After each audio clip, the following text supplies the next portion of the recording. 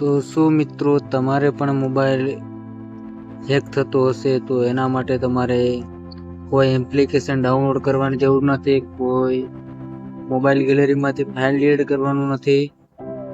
તો બધાથી પહેલા તો તમારે પ્લે સ્ટોર ખોલી લેવાની છે।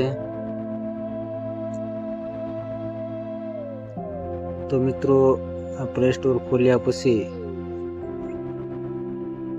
ઉપરની સાઈડમાં તમારો લોગો તમને દેખાશે, એના ઉપર ક્લિક કરી લેવાનું છે। તમારે ક્લિક કર્યા પછી ફર્સ્ટ પહેલા નંબરની લાઈનની અંદર તમારે ક્લિક કરવાનું રહેશે। જોઈ શકો છો મિત્રો તમે, અને અહીંયા ક્લિક કર્યા પછી તમારે આના ઓપ્શનમાં જતું રહેવાનું છે, મેનેજમાં। અહીંયા ગયા પછી તમારા જેટલા પણ મોબાઈલના એપ્લિકેશન ડિલીટ કરેલા હશે એના માટે તમારે પહેલા તો આના ઉપર ક્લિક કરવાનું રહેશે। ક્લિક કરશો એટલે અહીંયા તમને બે ઓપ્શન જ ખાલી દેખાશે। મારે અહીંયા અત્યારે 3 ઓપ્શન દેખાય છે અને તમારા મોબાઈલમાં 2 જ ઓપ્શન બતાવશે। તો બધાથી નીચેવાળા ઓપ્શન ઉપર તમારે ક્લિક કરી દેવાનું છે। આના ઉપર ક્લિક કરી લેશો એટલે તમારા જેટલા પણ એપ્લિકેશન ડિલીટ કરેલા છે એ બધાએ તમને અહીંયા બતાવશે। અને આ જ એપ્લિકેશન તમારા મોબાઈલમાંથી તમે ડિલીટ કરી નાખો છો તો બી તમારા મોબાઈલની અંદર રહે છે।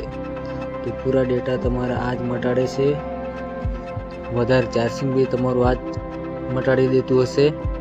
તો મિત્રો તમારા આ બધા ડિલીટ કરવા માટે કોઈ બી એપ્લિકેશનના લાઈનમાં લીટા ઉપર ઓકે આપવાનું છે। તમારે અહીંયા આવી રીતે ટિક કરી લેવાનું છે। ટિક કર્યા પછી અહીંયા ઉપરની સાઈડમાં એક ડિલીટનું ઓપ્શન બતાવે છે તમને। તો અહીંયા ડિલીટ વાળા ઓપ્શન ઉપર તમારે ઓકે આપી દેવાનું છે। ઓકે આપ્યા પછી અહીંયા જોઈ શકો છો મિત્રો, અહીંયા ડિલીટ કરવાનું એક ઓપ્શન પણ અહીંયા આવી ગયું છે।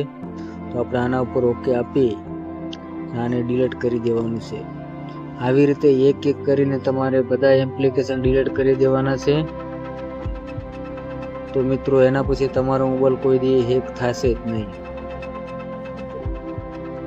મિત્રો અમારી ચેનલમાં પહેલી વાર આવ્યા હોય તો લાઈક સપોર્ટ કરવાનું ભૂલતા નહીં, અને ક્યાંથી જોવો છો એ પણ અમને મેસેજમાં જરૂરથી જણાવજો।